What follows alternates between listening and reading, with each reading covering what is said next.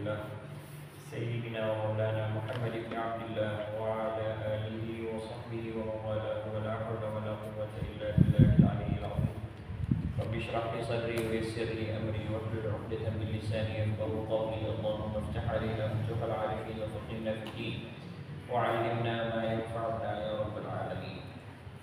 Alhamdulillah, puji syukur kita panjatkan kehadirat Allah Subhanahu wa taala atas segala nikmat dan karunia yang dilimpahkan oleh Allah Subhanahu wa taala kepada kita, sehingga kita kembali lagi dipertemukan oleh Allah Subhanahu wa taala di bulan yang mulia, di waktu yang mulia, di tempat yang begitu dimuliakan oleh Allah Subhanahu wa taala di dalam rangka membahas dan mengkaji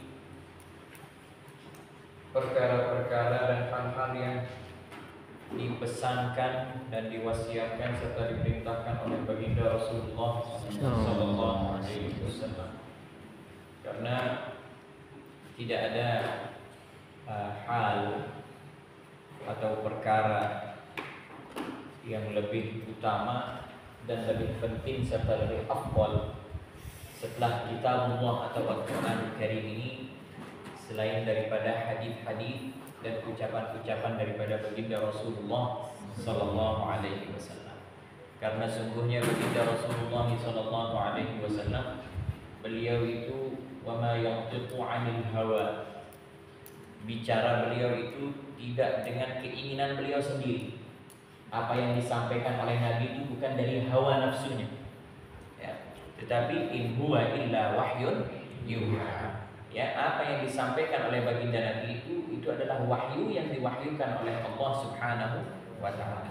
Semua perbuatan beliau, semua yang disampaikan oleh beliau, semua yang dilakukan oleh beliau itu semuanya merupakan wahyu dan perintah serta diatur langsung oleh Allah Subhanahu wa taala. Wa kadzalika sya'nur rusul.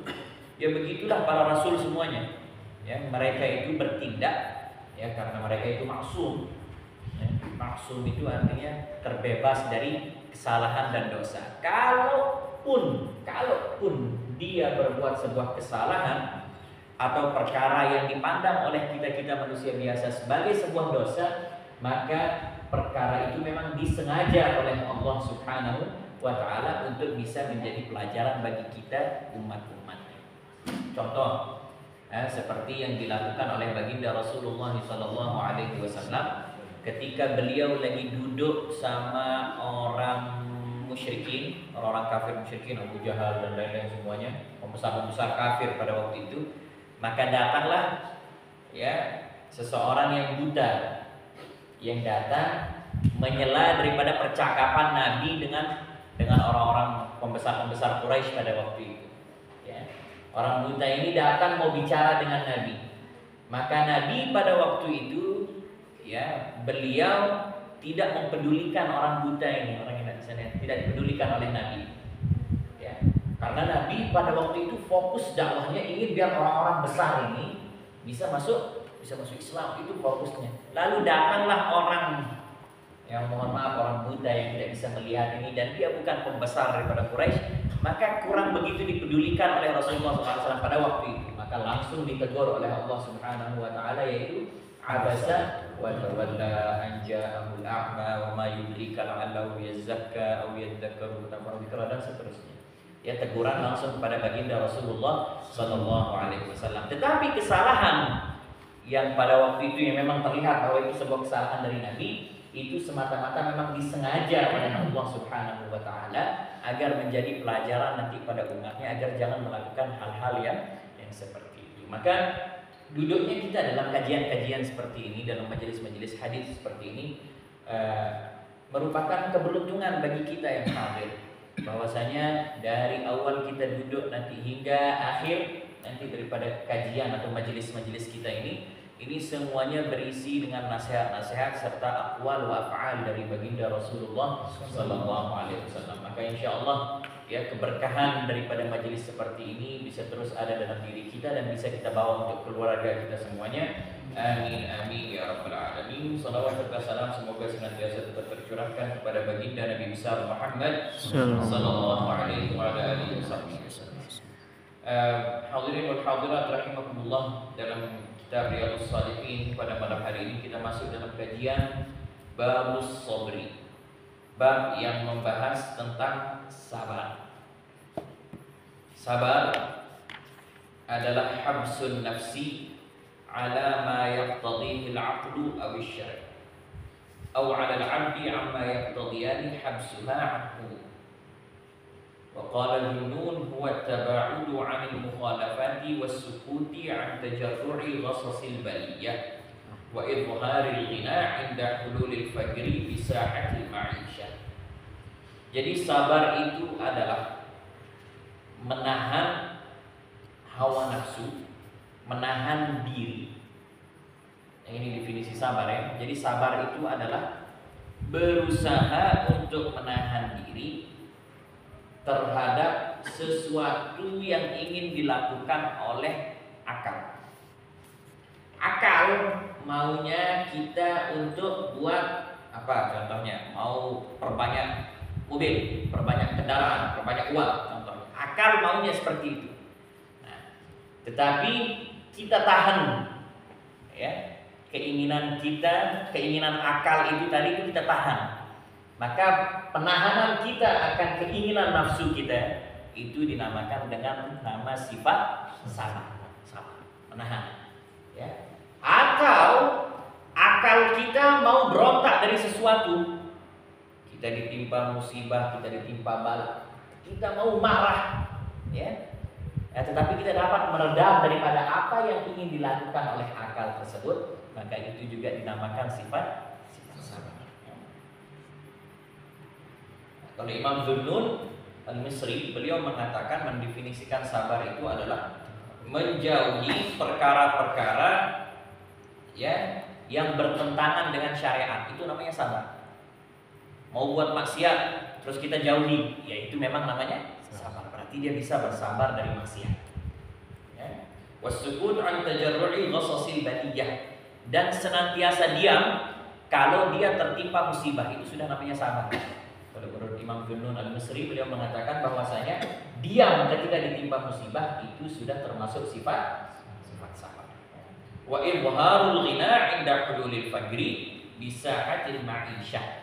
Dan di dalam kehidupan dia senantiasa menampakkan bahwa dirinya mampu padahal dia sebenarnya tidak mampu. Itu namanya orang sabar.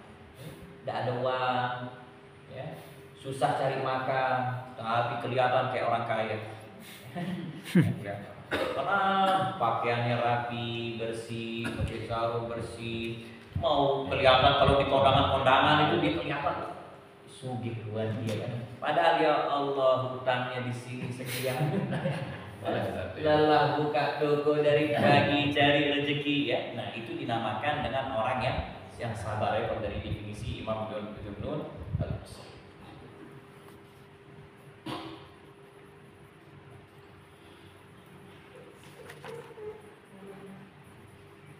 Pada intinya sabar, ya, sifat sabar itu adalah menahan diri. Itu intinya. Mau emosi dia tahan diri, itu namanya sabar. Mau belanja banyak-banyak tapi dia tahan diri, itu juga namanya sabar. Mau menangis ketika dia ditimpa musibah lalu dia tahan dirinya, itu namanya sabar. Setiap dia bisa menahan dirinya, terutama dari perkara-perkara yang dilarang, maka proses dia menahan diri itulah dinamakan dengan nama sifat sabar, ya, dengan nama sifat sabar. Qala Allah Ta'ala. Bismillahirrahmanirrahim. Qala Allah Ta'ala, ya ayyuhalladzina amanu isbiru wasabiru. Wahai orang-orang yang beriman, bersabarlah kamu dan kuatkanlah kesabaranmu. Wahai orang-orang yang beriman, bersabarlah kamu dan kuatkanlah kesabaran. Jadi kuatkan kesabaran. Bukan hanya sabar, tetapi sabarnya itu juga dikuatkan. Jadi isbiru wasabiru, kata Allah. Bersabarlah dan kuatkanlah kesabaran. Jadi benar-benar ketika seseorang itu dia bersabar, maka harus dia kuatkan sabarnya, ya. Karena yang namanya sabar ini cepat hilang. Kenapa? Karena prosesnya melawan hawa nafsu. Proses-proses melawan hawa nafsu ini cepat sekali hilangnya. Contoh, ada orang dia dia sedang paksa dirinya pergi ke masjid. Atau contoh, dia sedang paksa dirinya pergi ke majelis ilmu. hadir ke pengajian, contoh. Maka proses untuk dia paksa diri kan itu kan sudah sifat sabar. Dia lawan nafsunya dari ketidakmauan, dia hadir, proses. Nah, sifat sabar yang seperti itu cepat sekali dia hilang. Apa saja yang senggol dia sedikit di tengah jalan, dan jadi sudah tidak datang pengajian. ketemu teman pengajian, dia naik pengajian, dia dulu di sebentar. Selesai sudah. Tidak jadi sudah dia pergi ngaji. Atau dia mau pergi ke masjid, datang tamu sebentar, sudah batal. Makanya itu Allah perintahkan isbiru wasabiru, sabarlah dan kuatkanlah sabar. Jadi sabar kita itu memang harus sabar yang kuat. Terus Allah Ta'ala, وَلَنَبْلُوَنَّكُمْ بِشَيْءٍ مِّنَ الْخَوْفِ وَالْجُوعِ وَنَقْصٍ مِّنَ الْأَمْوَالِ وَالْأَنفُسِ وَالثَّمَرَاتِ وَبَشِّرِ الصَّابِرِينَ. Dan kami pasti akan menguji kamu dengan sedikit ketakutan, kelaparan dan kekurangan harta, jiwa dan buah-buahan. Dan sampaikanlah kabar gembira kepada orang-orang yang sabar. Sampaikanlah kabar gembira pada orang-orang yang bersabar. Ulaika alaihim, kelanjutannya alladzina idza asabat musibatun qalu inna lillahi wa inna ilaihi raji'un. Ulaika alaihim shalawatun min rabbihim wa rahmah. Mereka akan mendapatkan salawat, ya, kebaikan-kebaikan dari Tuhan mereka, dan juga rahmat-rahmat yang dilimpahkan kepada orang-orang yang senantiasa bersabar. Innama yuwaffas sabiruna ajrahum bighairi hisab. Hanya orang-orang yang bersabarlah yang disempurnakan pahalanya tanpa batas. Walaman sabara wa ghafara inna dzalika lamin azmil umur. Tetapi barang siapa bersabar dan memaafkan, sungguh yang demikian itu termasuk perbuatan yang mulia. Orang yang bersabar dan memaafkan, sungguh inna dzalika lamin azmil umur, itu dari perkara-perkara yang dimuliakan oleh Allah. Terus, Ista'inu bis sabri was salah, innallaha ma'as sabirin. Mohonlah pertolongan kepada Allah dengan sabar dan salat. Sungguh Allah beserta orang-orang yang sabar. Ista'inu billahi wasbiru. Mohonlah pertolongan kepada Allah dan bersabarlah. Walanabluwannakum hatta na'lamal mujahidina minkum was-sabirin. Dan sungguh kami benar-benar akan menguji kamu sehingga kami mengetahui orang-orang yang benar-benar berjihad dan bersabar di antara kamu. Jadi sabar itu merupakan sebuah ujian yang datang dari Allah. Jadi Allah Subhanahu wa ta'ala menghendaki dari hambanya itu untuk bersabar sebagai bentuk sebuah bala. Walanabluwannakum, kami akan menguji kalian, kata Allah, ya, sehingga hatta na'lamal mujahidin, agar kami tahu siapa orang yang benar-benar berjihad dan juga siapa orang yang benar-benar memiliki sifat sabar. Itu ingin diketahui oleh Allah dengan cara diberikan ujian. Sakit, dia bisa sabar atau tidak. Miskin, dia bisa sabar atau tidak. Kaya, dia bisa sabar juga atau tidak. Segala sesuatu diberikan oleh Allah Subhanahu wa ta'ala untuk dilihat oleh Allah.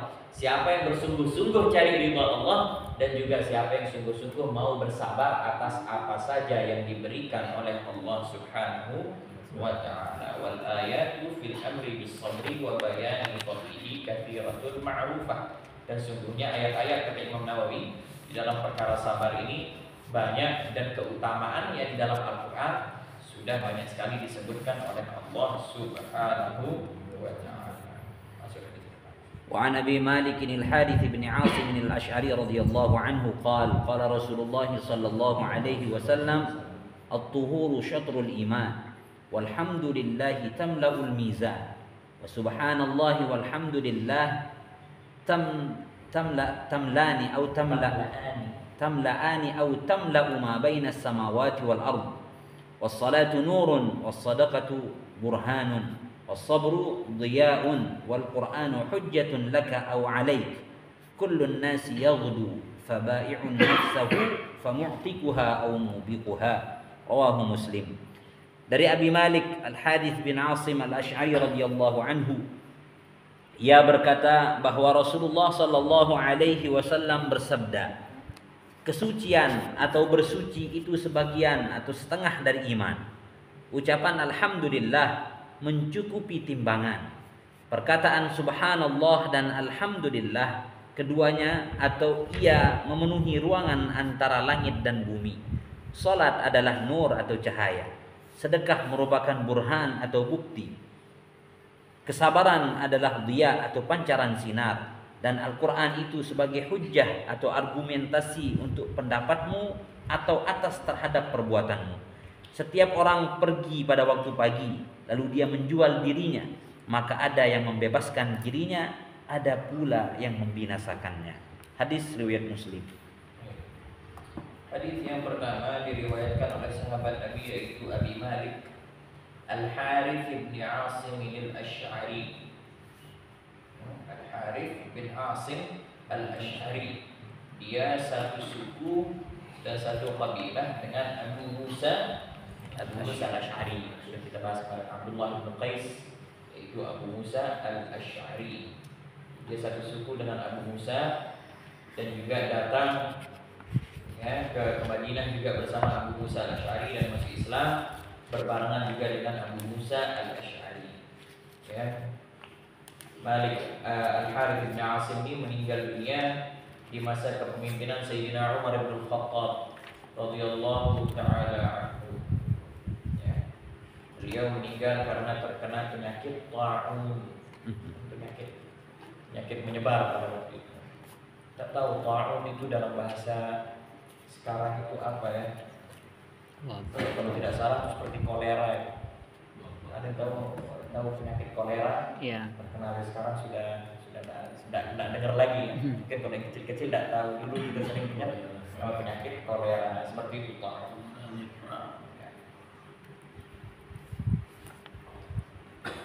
Nah, sahabat ini beliau meriwayatkan dari baginda Rasulullah sallallahu alaihi wasallam bahwasanya Rasulullah sallallahu alaihi wasallam beliau bersabda. Beliau mengatakan at-tuhuru syatrul iman. Jadi beda at-tahur sama at-tuhur. Ya. Kalau at-tahur itu adalah benda yang digunakan untuk bersuci, itu namanya tahur. Air yang digunakan untuk wudhu, nama airnya itu disebut dengan tahur. Ya, tapi kalau at-tuhur itu artinya bersuci. Bayangkan beda satu harokat saja. At-tahur jadi nama bendanya, kalau at-tuhur jadi sifatnya, yaitu bersuci. Itu luar biasa bahasa Arab itu. Berubah harokat, berubah dia jadi artinya berubah, dan berubahnya bukan nyerempet-nyerempet jauh. Kata sifat dengan kata benda. Dengan kata benda. At-tahur itu bendanya. Kalau at-tuhur itu sifatnya atau pekerjaan yang dia lakukan. Nah, di sini Rasulullah SAW beliau bersabda, at-tuhuru syatrul iman. Bersuci merupakan setengah daripada iman. Bersuci merupakan setengah dari iman. Kenapa disampaikan bahwasanya bersuci itu setengah daripada iman? Karena hampir di dalam setiap amalan, sebagian besar daripada amalan-amalan yang fardu-fardu itu rata-rata diharuskan atau disyaratkan dengan bersuci. Sholat harus bersuci, ya. Kemudian baca Quran wajib juga bersuci kalau memegang mushaf. Atau kemudian kalau dia mau berhaji, maka di beberapa rukun haji itu yang dia lakukan itu harus dia dengan cara bersuci. Rata-rata amalan-amalan itu diantara syaratnya diharuskan bagi seseorang untuk bersuci. Makanya beliau sallallahu alaihi wasallam beliau bersabda, at-tuhuru syatrul iman. Bersuci itu merupakan setengah atau merupakan bagian dari iman. Jadi maksud daripada syatr apa di situ dibilang setengah ya? Setengah. Sebagian. Sebagiannya. Jadi kata yang tepat sebenarnya adalah bukan setengah, tapi sebagian. Walaupun kalau kita mau ambil arti perkata dari kata-kata syatrul itu artinya setengah, ya, tapi memaknai yang sebenarnya adalah dengan bagian. Jadi bersuci adalah bagian daripada keimanan, ya, adalah bagian daripada keimanan. Kesempurnaan iman seseorang tatkala dia menjaga kesuciannya. Makanya para ulama mereka banyak menganjurkan kita untuk jaga wudhu, ya kan? Sampai sebelum tidur saja kita disuruh berwudu. Begitu bangun tidur, perkara yang pertama kali diperintahkan setelah siwak baca doa, langsung kita disuruh untuk berwudu. Karena memang itu dia at-tuhuru syatrul iman, ya. Bersuci itu merupakan bagian daripada keimanan. Walhamdulillahi tamla'ul mizan. Kemudian Nabi SAW beliau bersabda, ucapan alhamdulillah yang artinya segala puji bagi Allah, itu pahalanya akan memenuhi timbangan manusia nanti di hari kiamat. Kalau kita mau benar-benar mengucapkan alhamdulillah, benar-benar ya, bahwa dia memuji Allah, bersyukur kepada Allah dengan sebenar-benarnya syukur, maka dia akan mendapatkan pahala, kata Nabi, yaitu tamlaul mizan, akan memenuhi daripada timbangan amalnya nanti di hari kiamat, ya. Dan daripada hadis ini atau daripada sabda Nabi ini bisa kita ketahui bahwasanya sungguhnya nanti segala amalan itu di hari kiamat akan ditimbang oleh Allah Subhanahu wa taala. Lihat mana yang baik, mana yang buruk. Panggil fulan bin fulan, bawakan sholat, zakat, puasa, bakti orang tua, semua ditaruh majelis taklim, duduk ngaji, ngajar, ditumpukkan. Kemudian pahalanya, ghibah, maling, apa semua ditaruh. Nah, ditimbang nanti. Kalau dia arjah, ya, dia punya daripada kebaikan, fa'amman thaqulat mawazinuhu fahuwa fi 'ishatir radiyah. Bagi siapa yang lebih berat timbangannya, maksudnya timbangan kebaikannya, maka dia akan mendapatkan kehidupan yang nikmat. Ya, itu kata Allah. Wa man khaffat mawazinuh, barang siapa yang timbangan kebaikannya itu lebih ringan, artinya dosanya jauh lebih banyak, fa ummuhu hawiyah, nanti dia akan ditempatkan di neraka hawiyah. Wa ma adraka ma hiya narun hamiyah. Apa itu hawiyah? Yaitu neraka yang begitu sangat panas, kata Allah Subhanahu wa taala. Jadi nanti di hari kiamat akan ditimbang dengan amalan-amalan kita. Nah, salah satunya yang akan memberatkan daripada timbangan, kata Nabi SAW, itu dia tadi. Walhamdulillahi tamlaul mizan. Alhamdulillah, ucapan alhamdulillah yang memang sebenar-benarnya, maka itu akan dapat memenuhi atau memberatkan daripada timbangan pahala seseorang nanti di hari kiamat. Makanya saking mulianya ucapan alhamdulillah, Allah Subhanahu wa taala memulai Al-Qur'anul Karim dengan ucapan alhamdulillahi rabbil alamin. Dengan nama Allah sudah bismillahirrahmanirrahim, itu pembuka. Lalu yang pertama kali adalah alhamdulillahi rabbil alamin. Saking tinggi dan saking besar keutamaan daripada lafaz atau ucapan alhamdulillah. Kayaknya alhamdulillah itu kalau tidak disebut di khutbah Jumat tak sah Jumatnya. Makanya wajib itu. Alhamdulillah itu termasuk daripada rukun khutbah. Rukun khutbah itu ada 5. Ucapan alhamdulillah. Kemudian yang kedua, selawat kepada Nabi. Ya Allahumma salli ala sayyidina Muhammad. Harus dia Allahumma salli ala Muhammad, itu paling sedikit. Allahumma salli ala Muhammad. Alhamdulillah itu paling sedikit. Boleh dia ahmadullah, hamdanillah, boleh, ya. Tapi tidak boleh dia asyukrulillah, walaupun artinya sama. Ya, harus dia dengan kata-kata daripada hamid dan hamd. Ya, terserah dia mau ahmadullah ala na'ma'in, boleh. Hamdanillahi ala na'ma'in, boleh. Atau alhamdulillah, itu juga boleh. Pertama alhamdulillah. Kemudian yang kedua selawat kepada Rasulullah, Allahumma salli ala Muhammad, itu paling sedikit.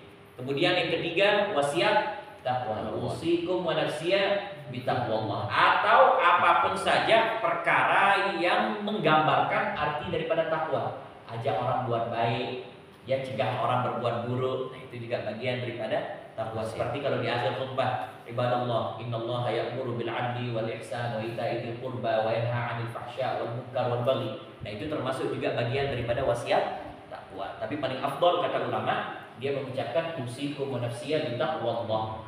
Itu yang ketiga. Kemudian yang keempat, rukun khutbah, yaitu membaca ayat. Baca ayat. Terserah dari khutbah pertama, khutbah kedua, terserah. Pokoknya membaca ayat di salah satu khutbah. Kalau bisa di dua-dua khutbah enggak apa-apa. Kemudian yang terakhir rukun khutbah apa? Doa. Yaitu doa untuk mukminin mukminat di khutbah yang kedua. Wajib. harus doakan, harus dia kata-katanya Allahumma ghfir atau Allahumma arham, terserah, pokoknya doa untuk mukminina wal mukminat di khutbah yang kedua. Nah, dari kesana kemari gitu. Alhamdulillah. Alhamdulillah tamla'ul mizan. Ya, ucapan alhamdulillah akan memberatkan daripada timbangan amal seseorang nanti di hari kiamat. Wa subhanallahi walhamdulillahi tamla'ani au tamla'u ma bainas samawati wal ardh. Dan ucapan subhanallah walhamdulillah, kata Nabi, itu nanti pahalanya akan memenuhi rongga-rongga atau jarak di antara langit dan bumi. Kamu membaca subhanallah walhamdulillah, maka pahalanya itu seperti, besarnya itu seperti jarak antara langit dan bumi. Berapa ribu kilo itu antara langit dan bumi. Nah, bayangkan sudah sejauh itu jarak antara langit dan bumi, maka sebesar itu kita akan mendapatkan pahala dengan ucapan subhanallah walhamdulillah, subhanallah walhamdulillah, lagi ditambah wala ilaha illallah wallahu akbar, ya pasti lagi lebih besar lagi pahala. Cuma memang orang karena tidak dapat lihat pahala, akhirnya dia meremehkan daripada nilai bacaan itu sendiri. Dia duduk subhanallah walhamdulillah wala ilaha illallah wallahu akbar, dilihat semua orang, ya kenapa duduk zikir saja? Ada orang yang tidak tahu nilai, coba lalu berdagang, coba dia pergi jualan daripada dia duduk-duduk zikir. Dia tidak tahu padahal subhanallah walhamdulillah itu pahalanya sebesar daripada atau seluas jarak antara langit dan bumi. Besar. Kemudian lanjut daripada sabda baginda Rasulullah SAW, beliau bersabda, wassalatu nurun, dan salat itu merupakan cahaya. Wassalatu nurun, salat itu merupakan cahaya. Cahaya dalam arti adalah, kalau cahaya itu kan dia memberikan ketenangan ya bagi orang. Terang. Ini kita kalau kita matikan lampu kan tidak tenang gitu kan? Yeah. Capek mau lihat tulisan, mau melihat siapa yang datang, capek. Ya. Tetapi dengan adanya lampu kita pasti akan tenang. Anak lihat antum bisa, anak membaca juga bisa, siapapun yang hadir juga bisa kita lihat. Ya, itu yang pertama makna daripada cahaya. Kemudian yang kedua bisa bermakna petunjuk. Dia akan menjadi petunjuk bagi kehidupan seseorang. Tatkala seseorang menjalankan sholat dengan yang sebenarnya, maka sholatnya itu akan menjadi petunjuk bagi kehidupan. Dia akan mendapatkan kemudahan, dia akan mendapatkan kenikmatan, dia akan mendapatkan keridhaan. Apapun saja di dalam kehidupannya yang berarti baik, maka itu efek daripada sholat yang dilakukan oleh orang tersebut. Makanya dikatakan oleh Nabi, was-sholatu nurun, salat itu merupakan cahaya. Dalam hadis yang lain disampaikan tentang salat, man hafaza 'ala sholati kanat lahu nuran wa burhanan wa najatan yaumil qiyamah. Wa man lam yuhafiz 'alaiha lam yakun lahu nuran wa burhanan wa la najatan yaumil qiyamah. Wa kana ma'a Qarun wa Fir'aun wa Haman wa Ubay bin Khalaf. Barang siapa yang jaga salat, kata Nabi, maka dia akan mendapatkan cahaya dan petunjuk dan keselamatan nanti di hari kiamat. Di hari kiamat dia akan dapatkan cahaya, dia akan dapatkan petunjuk, dia akan dimudahkan oleh Allah, dan dia akan diselamatkan nanti di hari kiamat. Begitu juga orang yang tidak menjaga sholat, kata Nabi, maka dia tidak akan dapat cahaya, tidak akan dapat petunjuk, tidak akan dapat keselamatan nanti di hari kiamat. Nanti di hari kiamat orang yang tidak jaga sholat, apa kata Nabi? Dia akan dikumpulkan dengan Qarun, dengan Fir'aun, dengan Haman, dan juga dengan Ubay bin Khalaf. Ubay bin Khalaf ini satu-satunya orang yang meninggal disebabkan oleh Rasulullah SAW. Nabi, walaupun beliau sudah perang, kalau dalam dia ulang berapa kali? Walaqad ghaza sab'an wa 20. Beliau berperang itu 27 kali. Tetapi dalam 27 kali pertempuran beliau tidak pernah bunuh orang, kecuali satu, yaitu ini Ubay bin Khalaf. Itu pun tidak dibunuh langsung di medan peperangan. Tapi Nabi waktu itu ngambil tombak karena lihat Ubay bin Khalaf lagi maju. Nabi ngambil tombaknya Sayyidina Abu Bakar As-Siddiq, dilempar. maka kegores sedikit di lehernya. Nah, disebabkan goresan yang sedikit di lehernya itu dia sakit demam sampai kemudian akhirnya dia meninggal dunia. Dialah satu-satunya orang yang mati disebabkan oleh baginda Rasulullah Sallallahu Alaihi Wasallam. Berarti bisa dibayangkan dipilih oleh Allah Subhanahu Wa Taala makhluk paling terkutuk untuk mati di tangannya Nabi Muhammad. Nah, makanya disebutkan di sini orang yang tidak jaga sholat akan dikumpulkan nanti di hari kiamat sama Qarun. Tahu Qarun? Harta karun itu. Qarun pemilik. Kemudian Fir'aun. Tidak perlu diceritakan lagi siapa Fir'aun ya. Kemudian Haman. Haman ini perdana menterinya Fir'aun. Jangan sebut jabatan akhirnya nanti kita mirip-miripin lagi sama orang yang ada sekarang. Perdana menteri intinya dia menjadi perdana menterinya Fir'aun pada waktu itu. Dan Haman ini jauh lebih parah sebenarnya daripada Fir'aun. Karena Fir'aun beberapa kali itu hampir mau tunduk kepada Nabi Musa. Selalu hampir tunduk. Beberapa kali dalam beberapa saat, beberapa situasi, hampir-hampir Fir'aun itu mau ikut dengan Nabi Musa. Tapi karena Haman, jangan, kamu kan Tuhan, kamu kan orang hebat, masa Tuhan ikut? Nah, dihasut. Nah, ini Haman ini orangnya yang selalu jadi penghasutnya Fir'aun. Nah, barang siapa yang tidak menjaga sholat nanti akan dikumpulkan bersama mereka oleh Allah Subhanahu Wa Taala nanti di hari kiamat. Makanya itu wassalatu nurun, sholat itu merupakan cahaya ya dan penenang bagi seseorang. Kemudian lanjut di hadis wassadaqatu burhanun, dan sesungguhnya sedekah itu akan menjadi saksi nanti di hari kiamat. Kalau di situ apa dibilang burhan tadi Ustaz? Bukti ya, akan jadi saksi. Sedekah itu akan jadi saksi dan bukti bagi seseorang nanti di hari kiamat. Karena apa yang antum keluarkan di dalam sedekah itu nanti yang akan antum temui di hari kiamat.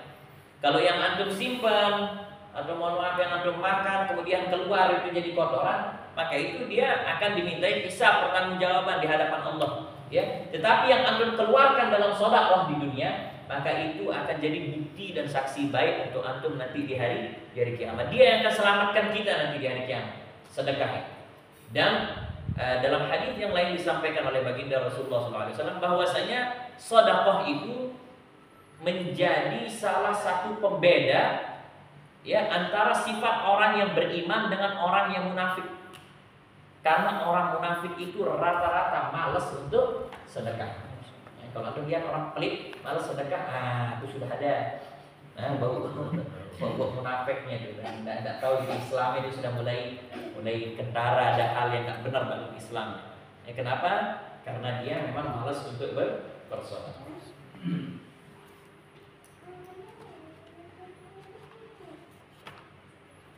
Dalam hadis marfu' disampaikan kullu mri'in fi dhilli sadaqatihi yaumil qiyamah. Setiap orang nanti dia akan bernaung dengan sedekahnya nanti di hari kiamat. Panas matahari yang 2 jengkal di atas kepala kita atau 1 jengkal dalam riwayat lain. Bayangkan matahari itu besok 1 atau 2 jengkal di atas kepala kita. Maka seseorang itu dia akan mendapatkan ketebalan naungan dengan seberapa banyak dia bersedekah. Sedekah 1000 dok ya, yang 1000 doang ya. Tapi kalau sedekahnya banyak, maka setebal itu juga dia akan mendapatkan nanti naungan di hari kiamat. Kemudian lanjut daripada hadis was-sabru diyaun, dan sabar. Nah, ini makanya dimasukkan hadis ini oleh Imam Nawawi dalam bab ini. Masukkan yaitu karena sabda Nabi yang ini was-sabru diyaun, dan sesungguhnya sabar itu akan menjadi apa dibilang sih Ustaz? Dia cahaya. Cahaya. Ya sama dengan nur sebenarnya. Cahaya yang bersinar, cahaya yang memancar, artinya akan tampak indah. Sabar dalam diri seseorang itu akan menyebabkan orang itu akan tampak indah. Nah, coba kalau kita lihat orang-orang yang sabar, masya Allah, dia akan tampak indah. Beda sama orang yang tidak ada sabarnya. Tidak ada enaknya kita lihat ya, walaupun dia mancung hidungnya banget tetap. Tapi kalau dia sudah emosian, maka tidak akan ada tampak keindahan dalam diri seseorang. Tapi kalau dia sabar, maka dia akan seperti cahaya yang memancar. Ya, artinya dia akan menebarkan atau akan tampak indah di hadapan orang. Ya.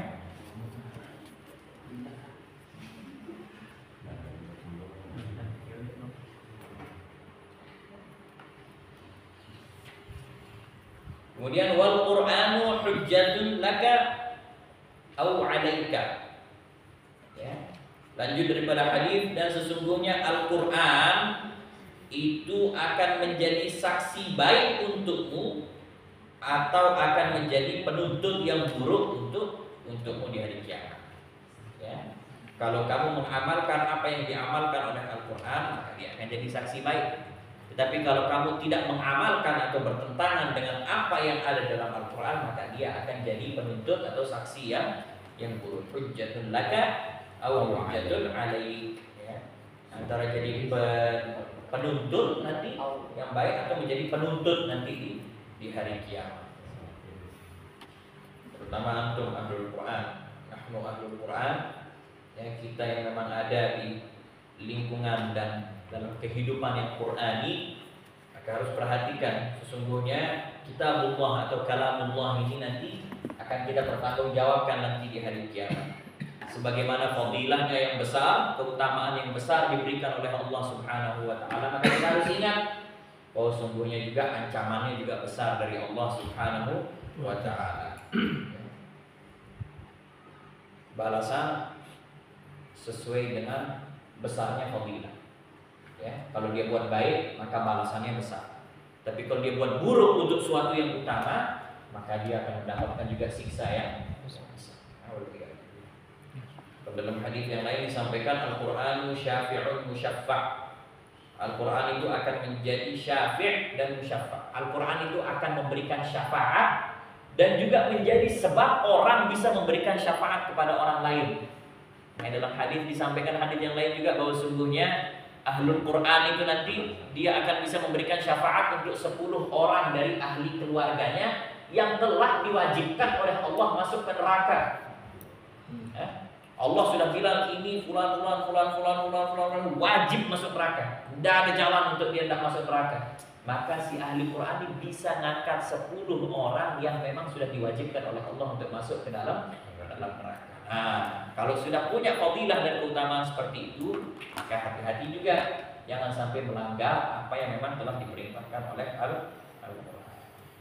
Kemudian Nabi Shallallahu Alaihi Wasallam beliau menutup sabda beliau dengan mengatakan kullun nasi yaghdu faba'i'un nafsahu famu'tiquha aw bi'uha. Setiap orang, apa dibilang sih? Setiap orang pergi pada waktu pagi, lalu dia menjual dirinya, maka ada yang membebaskan dirinya, ada pula yang membinasakannya. Setiap orang di pagi hari ketika dia bangun, dia diberikan oleh Allah Subhanahu wa taala pilihan. Diumpamakan oleh Nabi bahwa orang ketika dia bangun tidur itu dia sedang jual dirinya.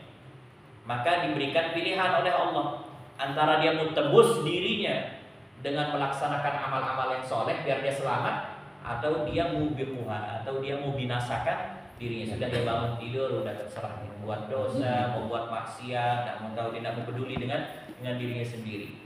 Ya. Maka pilihan ada dua bagi setiap manusia. Kenapa Nabi menutup sabda beliau dengan ucapan yang seperti itu? Karena Nabi sudah menyampaikan tadi di awal itu, sudah sampaikan bersuci setengah iman, alhamdulillah memenuhi timbangan amal, subhanallah walhamdulillah pahalanya antara langit dan bumi. Kemudian sholat menjadi cahaya, kemudian sedekah akan menjadi saksi yang baik, kemudian sabar akan menjadi cahaya yang terpancar di diri seseorang. Kemudian Al-Quran akan menjadi saksi yang baik dan juga penuntut yang buruk untuk ahlul Quran atau untuk setiap manusia. Maka sekarang pilihannya terserah di kamu. Jalan untuk pahala ini sudah banyak, kata Nabi. Sudah banyak nih, mau buat ini, mau buat ini, mau buat ini, jalan pahala banyak. Maka pilihan kamu di setiap hari antara kamu membebaskan dirimu dari siksa Allah, atau kamu hancurkan dirimu dan mendapatkan murka dari Allah Subhanahu wa taala. Kullun nasi yaghdu. Setiap orang itu bangun pagi faba'i'un nafsa. Dan dia dalam posisi jual diri. Maka antara dia beli dirinya dengan melaksanakan amal-amal yang baik, dengan sholat, dengan sedekah, dengan Al-Quran, dia beli dirinya dengan itu, atau dia mobil dia sudah, memang dia sudah hancurkan dirinya, terserah nanti apa yang didapat di hari kiamat, tidak tahu, sudah mau siksa, mau apa, yang penting dia buat maksiat, buat dosa, buat senang di dunia yang sementara. Nah, maka itu pilihan yang diberikan oleh Allah Subhanahu wa taala, dan wa ma yatadzakkaru illa ulul albab. Dan yang bisa mengambil pelajaran dari apa yang disampaikan oleh Nabi hanya orang-orang yang memang mau berakal atau mau berpikir. Satu hadis. وعن أبي سعد بن سنان الخدري رضي الله عنهما أن الناسا من الأنصار سألوا رسول الله صلى الله عليه وسلم فأعطاهم ثم سألوه فأعطاهم حتى نفد ما عنده فقال لهم حين أنفق كل شيء بيده ما يكن عندي من خير فلن أدخره عنكم ومن يستعفف يعفه الله ومن يستغني يغنه الله ومن يتصبر يصبره الله وما أعطي أحد عطاء خيرا وأوسع من الصبر متفق عليه. Dari sahabat Abu Sa'id Sa'ad bin Malik bin Sinan Al-Khudri, atau yang sering kita sebut dengan Abu Sa'id Al-Khudri, ya, sahabat Abu Sa'id Al-Khudri radhiyallahu taala anhuma. Karena Abu Sa'id ini yaitu Sa'ad bin Malik, bapaknya juga merupakan sahabat baginda Rasulullah sallallahu alaihi wasallam. Sudah pernah kita cerita tentang Abu Sa'id Al-Khudri radhiyallahu taala anhuma. Beliau mengatakan, Abu Sa'id dalam hadis ini, beliau mengatakan bahwasanya beberapa orang, ya, dari suku Ansar datang meminta kepada Rasulullah sallallahu alaihi wasallam, anna nasan, atau dalam riwayat yang lain anna unasan minal Ansar. Ada beberapa orang dari suku Ansar. Beberapa orang, ya. Di dalam beberapa kejadian, dalam beberapa situasi, kalau lafaz hadisnya seperti ini, di dalam beberapa situasi, tidak semua hadis, ya. Cuman sebagian hadis, kalau dia ceritanya seperti ini, maka kemungkinan besar yang menceritakan itu salah satu pelakunya. Ya. Ada beberapa orang dari Ansar, dia juga termasuk.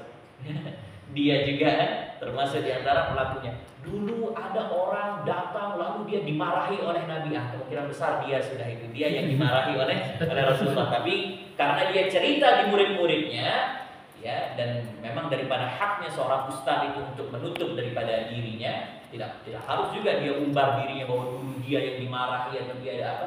Maka dia sebut ada orang dulu pernah begini.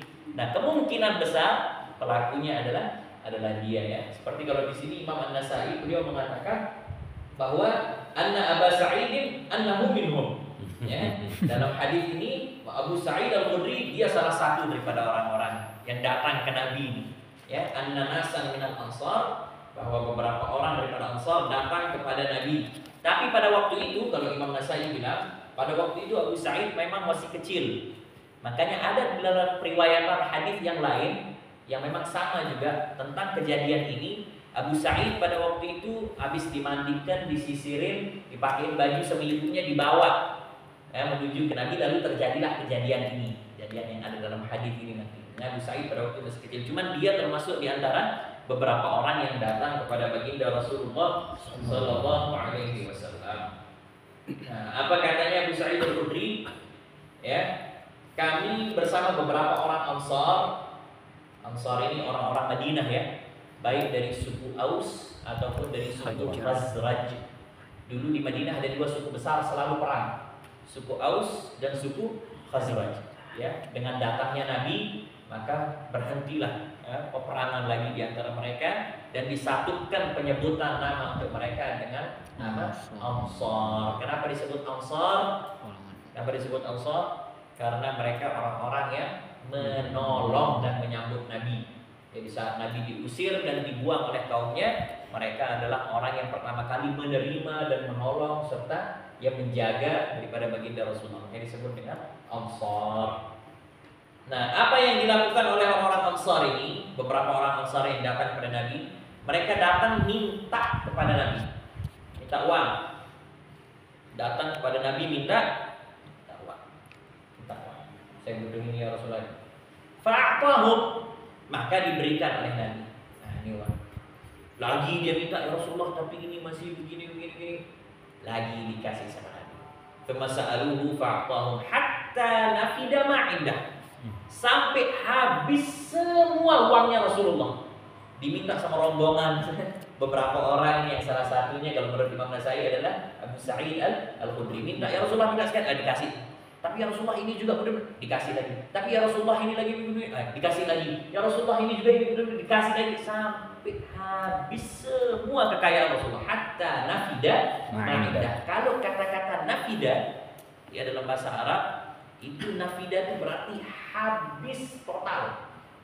Tidak ada lagi yang bisa dikasih oleh Rasulullah SAW. Semuanya habis diberikan oleh Nabi kepada rombongan Ansar yang pada waktu itu datang meminta kepada Rasulullah SAW.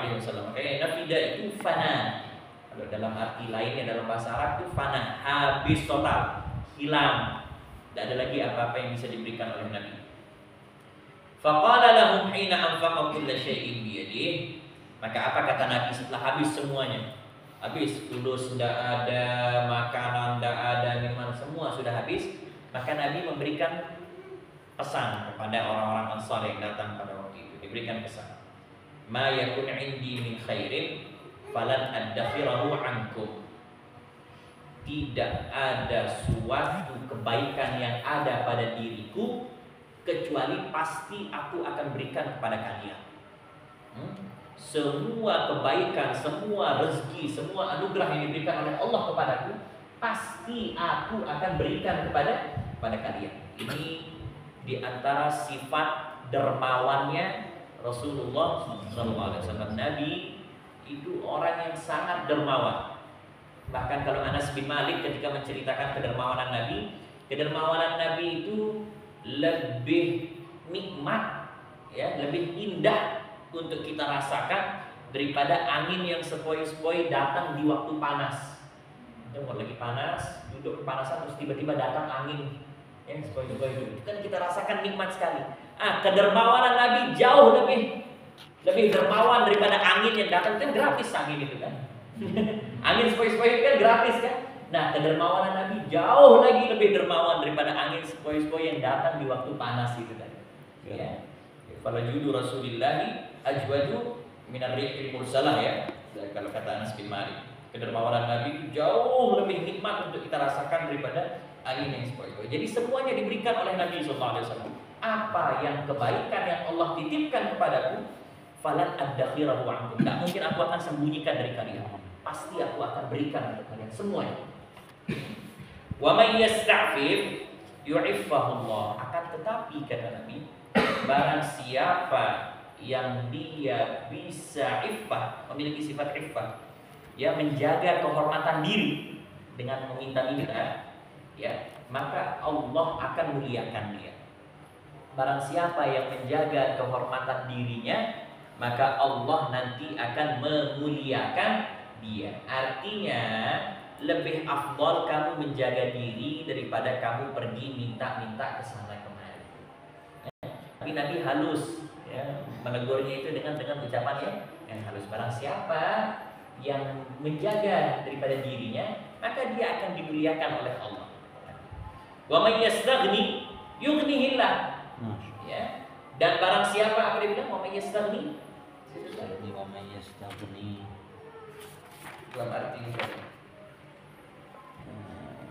Kalau mereka minta atas dia berkata, dia telah memberikan semua. Barang siapa yang menahan, barang siapa yang menahan diri dari meminta-minta, maka Allah akan menganugerahi kehormatan kepadanya. Barang siapa yang merasa cukup, maka Allah akan mencukupi. Dan barang siapa yang merasa cukup, ya, atas apa keadaan yang ada pada dirinya, maka dia akan diberikan kecukupan yang sebenarnya oleh Allah Subhanahu wa Ta'ala. Makanya kekayaan yang sebenarnya itu bukan kekayaan zahir, bukan fulus, ya, bukan itu kekayaan yang sebenarnya. Tapi kekayaan yang sebenarnya itu adalah kekayaan jiwa. Ya. Kalau jiwa kamu sudah merasa cukup dengan apa yang ada pada diri kamu, maka kamu akan merasakan diri bahwa kamu kaya. Tapi kalau ente merasa tidak cukup, mau uang ente 6 miliar, kalau merasa diri tidak cukup, maka ente akan tetap merasa butuh. Gimana caranya lagi biar bisa jadi 7, setelah 7 gimana biar jadi 8, setelah jadi 8 miliar gimana biar bisa jadi 10, dan seterusnya dan seterusnya. Kenapa? Karena tidak pernah merasa cukup. Kalau merasa cukup, maka kamu akan dicukupkan oleh Allah. Wa may yatasabbar yusabbirullah. Dan barang siapa bersabar, ya maka Allah Subhanahu wa taala, apa katanya? Yusabbirullah. Maka Allah akan menjadikan dirinya orang yang sabar. Ya, maka dia akan diberikan kesabaran oleh Allah. Jadi sifat sabar itu intinya adalah keinginan kita untuk bersabar. Jadi kalau mau sabar, maka bersabarlah, itu kata Nabi. Karena ketika kamu benar-benar bersabar, maka sabar itu nanti akan dimudahkan oleh Allah. Jangan kita merasa enggak bisa saya sabar, enggak kuat saya sabar. Ente enggak kuat karena memang ente enggak mau sabar.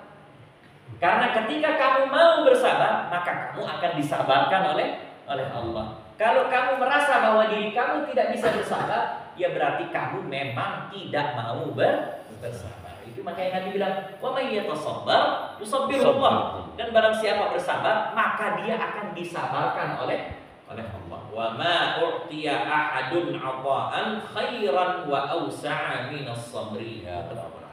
Dan tidak ada keutamaan yang lebih besar atau anugerah yang lebih mulia yang diberikan oleh Allah kepada seorang hamba seperti keutamaan atau anugerah yang namanya sifat sabar. Pemberian yang paling besar daripada Allah untuk hambanya adalah sebuah sifat yang namanya sifat sabar. Karena kalau sifat sabar ini sudah ada dalam diri seseorang, maka dia akan terkontrol hidupnya. Dikasih musibah dia akan tenang, dikasih nikmat juga tetap dia akan tenang. Kenapa? Karena dia sudah punya sifat sabar. Tidak akan dia sombong, tidak akan dia mengeluh, tidak akan dia meratap, tidak akan dia menyalahkan. Kenapa? Karena di dalam dirinya ada sifat sabar. Kalau orang sudah bisa tahan dirinya, dia bisa tahan dirinya. Dia tidak mengeluh, dia tidak apa, ini sudah. Berarti memang orang itu diberikan kenikmatan di dalam hidup. Tidak ngeluh. Dikasih musibah tenang, ya, dikasih juga nikmat tetap tenang. Diuji dia dengan kematian keluarganya, ya dia tetap tenang. Boleh menangis 1, 2, 3 tetes, menangis dia selama dengan tidak meratap, ya, atau mengucapkan hal-hal yang bukan-bukan, ya. Karena memang juga menangis itu diwajarkan. Nanti akan ada hadisnya di mungkin 2 atau 3 hadis setelah yang hadis kedua ini akan ada hadis bahwa Nabi juga beliau menangis ketika ditimpa musibah. Tetapi menangisnya beliau itu bukan menyalahkan, ya. Sehingga seseorang itu boleh untuk menangis, tapi jangan sampai dia menyalahkan. Karena tatkala dia menyalahkan, berarti memang dalam dirinya belum ada sifat sabar. Dan sifat sabar adalah anugerah terbesar dan termulia yang diberikan oleh Allah Subhanahu wa taala kepada para hambanya.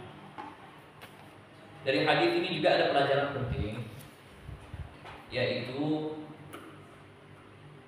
selain kedermawanan Nabi dan juga selain perintah dari Rasulullah untuk kita jaga harga diri dengan jangan terlalu sering minta-minta, ya. Dan juga Nabi tidak melarang orang meminta-minta, apalagi kalau itu untuk hajat, tidak dilarang. Nabi hanya memerintahkan untuk jangan sering, ya. Artinya ketika dia meminta karena membutuhkan, itu juga tidak menjadi sebuah masalah, ya. Tidak menjadi sebuah masalah. Dan juga ada pelajaran yang penting daripada hadis ini adalah bahwasanya boleh kita menolak orang yang meminta-minta kalau memang tidak ada sesuatu yang kita berikan atau tidak ada sesuatu yang diminta oleh orang itu. Dia minta uang, kita tidak bawa uang, ya, maka kita boleh menolak. Tapi dengan ucapan yang halus, ya, dengan ucapan yang halus, jangan diusir, jangan dimarahi, ya. Apa itu kalau dia surah Al-Duha, wa ammas-sa'ila fala tanhar. Adapun ada orang yang minta-minta, maka kamu jangan menghardiknya, jangan marah, jangan diusir, ya. Kalau tidak ada yang dikasih, maka tolak dia dengan ucapan yang lembut. Lain kali saja, mohon maaf, ada uang, ya. Adapun kalau memang kita tidak mau memberi, maka kita jangan memberi, tetapi dengan ucapan yang lembut. Karena qaulun ma'rufun, ya, maghfiratun khairun min shadaqatin yatba'uha adza. Ya, ucapan yang baik itu lebih baik daripada kamu bersedekah tapi dengan ucapan yang buruk. Ya. Jadi mengucapkan kata-kata yang baik, walaupun ini tidak ngasih, tapi kamu mengucapkan kata-kata yang baik, itu jauh lebih afdol daripada orang yang bersedekah tetapi dengan kata-kata yang buruk. Ah ini, ngedek doang, minta saja kamu, ini ambil uang nih. Bersedekah memang dia, tetapi dengan ucapan yang buruk. Yatba'uha adza, masih lebih bagus qaulun ma'ruf.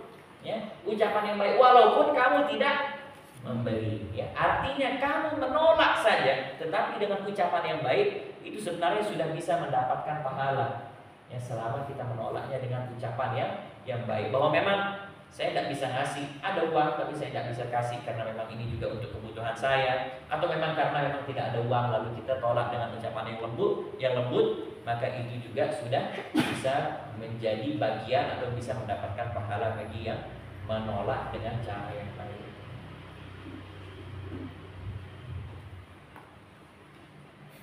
Pertanyaan?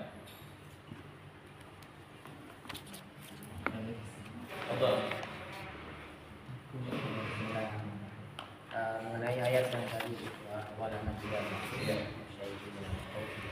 kenapa ada kata buah-buahan di sana? Lebih walanabluwannakum syai'in minal khauf wal ju' wa naqsin minal amwali wal anfusi wath thamarat. Ya, dan kami akan menguji kalian. Ya, apa kata Allah? Nabluwannakum syai'in minal khauf, dengan rasa takut. Rasa takut ini juga merupakan sebuah ujian. Ya, nabluwannakum syai'in minal khauf wal ju' dan juga rasa lapar. Wa naqsin minal amwal wal anfus wath thamarat.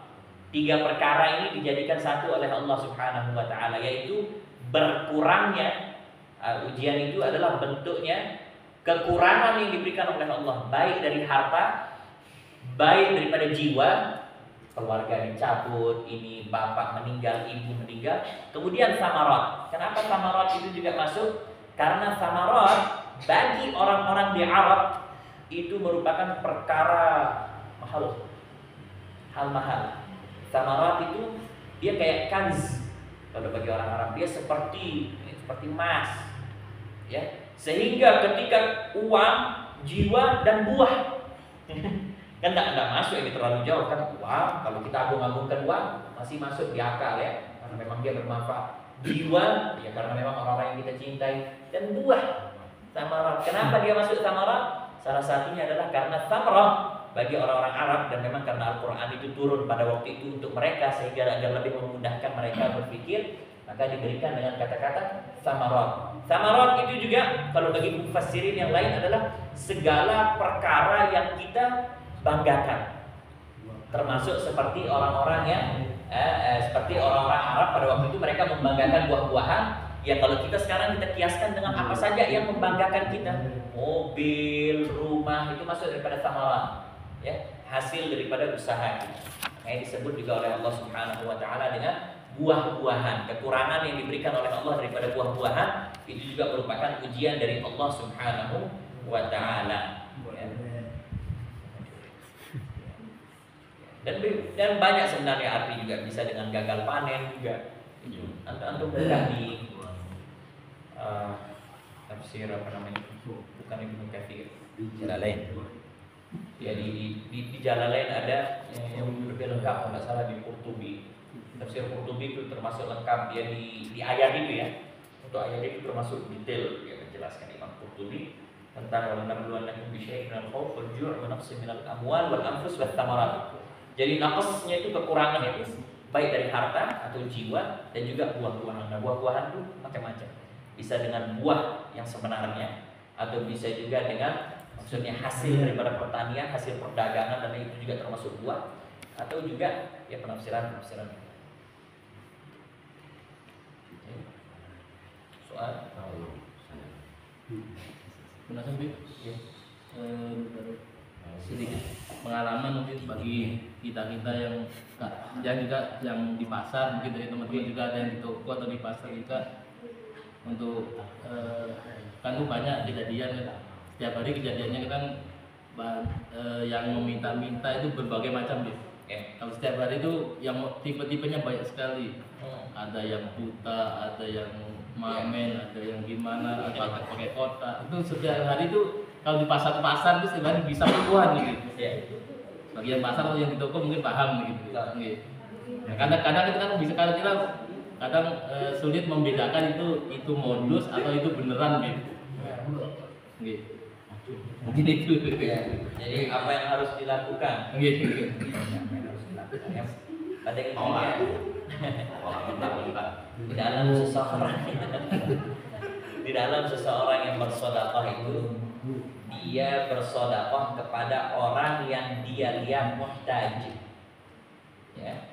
Dia lihat bahwa orang tersebut adalah orang yang membutuhkan. Siapa yang antum lihat bahwa orang itu dia membutuhkan, maka kepada dialah antum bersedekah. Masalah kalau nantinya ternyata antum salah sasaran, ternyata antum tidak bisa bedakan antara modus dengan tidak, maka itu tidak ada kesalahannya pada diri antum. Pada intinya antum lihat orang yang memang benar-benar dia membutuhkan, itu satu. Kemudian yang kedua, as-shadaqah itu bagi orang yang memang mau bersedekah. Kalau memang antum juga tidak mau bersedekah, ya bukan berarti antum bakhil ya. Saya tidak mau ngasih karena saya tidak tahu siapa orang-orang yang saya mau kasih. Ya kan? Ada orang-orang seperti itu. Ya, saya sebenarnya mau sedekah ini mau keluar. Cuman ini tidak tahu ini kehidupannya orang yang malam apa dia kerjakan nanti. Ya, ada kemungkinan indikasi dia buat walaupun kita tidak ada urusan dengan amalannya mereka ya. Tetapi kalau kita sudah ada kecurigaan dengan kemungkinan dia melakukan atau berbuat buruk dengan apa yang kita berikan, maka sebaiknya antum tahan sedekah sampai antum tahu kepada siapa yang sebenarnya antum bisa kasih sedekah ya. Intinya seperti itu. Jadi sedekah itu lil muhtaj wa liman yurid. Itu definisi daripada sedekah itu bagi yang memang membutuhkan ya. Membutuhkan itu yang pertama. Kemudian kalau memang antum mau. Memang tidak mau ya sudah. Ya. Pada intinya sedekah itu seperti tadi burhan, dia akan menjadi saksi yang baik. Allah. Tadi dikatakan sholat itu adalah cahaya. Nah, bagaimana cara kita mengevaluasi setiap sholat kita agar mungkin bisa bertambah bercahaya gitu. Kita tahu cahaya sholat kita. Ini paling berat karena seseorang itu ditanya tentang bagaimana cara kita evaluasi sholat. Karena kalau boleh jawab pertanyaan ini sama dengan jawabannya Nabi waktu ditanya malaikat Jibril kapan datang hari kiamat. Ya. Malaikat Jibril datang tanya ke Rasulullah kapan hari kiamat, maka Nabi menjawab mal mas'ulu anha bi'a'lama minas sa'il. Yang ditanya tidak lebih tahu daripada yang bertanya. Itu jawaban bijaksana. Ya. Bahwa yang ditanya tidak lebih tahu daripada yang bertanya. Artinya kita sama-sama ndak. Ya. Tetapi Alamat ya ada di hadis. Kayak ditanya terus amaratihah kan apa tanda-tandanya, kan? Ciri-cirinya. Maka ciri-ciri tatkala seseorang atau cara untuk seseorang itu datang ke sholat itu dengan khusyuk, caranya adalah yang pertama dia sudah isti'dad dari sebelum sholat. Dari sebelum sholat dia sudah persiapkan dirinya memang untuk menuju sholat. Jadi dia persiapkan dirinya, anak mau pergi sholat. Dan persiapan jangan kayak anak-anak persiapan itu ya. Memang kita benar-benar persiapan. Itulah makanya kenapa sholat kita lemah. Karena persiapan kita memang masih main-main. Kalau Imam Ali Zainal Abidin As-Sajjad, ya anaknya Sayyidina Husain, ya Ali bin Husain bin Ali bin Abi Thalib. Imam Ali Zainal Abidin setiap beliau mau sholat itu beliau gemetar dan pucat mukanya. Ketika ditanya oleh muridnya kenapa antum gemetar dan pucat, dia bilang apakah kamu tidak sadar kepada siapa kita akan menghadap sekarang? Sholat ini kita akan menghadap kepada siapa? Kita menghadap kepada Allah. Tadi saya ada dapat nasihat bagus dari abah saya. Bagi yang tahu tujuan saya kemana tadi, tahulah saya dapat nasihat ini dari siapa. Tadi saya mendapatkan sebuah nasihat bahwasanya ibadah sholat itu ya seperti seseorang yang menghadap raja. Dan seseorang ketika menghadap raja itu dia ada tingkat-tingkatannya kan. Kalau menteri ketemu raja mungkin dia agak tenang, ya. Kemudian kalau pasukan atau tentara ketemu raja masih dia bisa agak tenang. Tetapi kita ini kedudukannya adalah di bawah hamba. Bayangkan kalau hamba saja, budak saja kalau ketemu sama raja, lihat kayak apa ya. Sedangkan di Al-Quran saja disebut itu bahwa yang menjadi hamba Allah itu yang benar-benar disebut hamba itu kan Nabi Muhammad. Ya subhanallah asra bi 'abdihi dengan hamba. Maka kedudukan kita yang sudah sangat jauh dengan Nabi Muhammad berarti kita lebih jauh lagi, lebih bawah. Nah, bayangkan kita makhluk yang banyak dosa ini sedang menghadap Allah. Maka bayangkan kita harus persiapan, harus rapi, harus bersih, harus tenang, pikiran kita harus hadir. Ya, jangan kita sholat tapi pikirannya di kunci yang hilang, di ini yang belum selesai, di utang toko yang belum kebayar. Jangan. Ya, kita harus benar-benar khusyuk karena kita memang sedang menghadap Allah.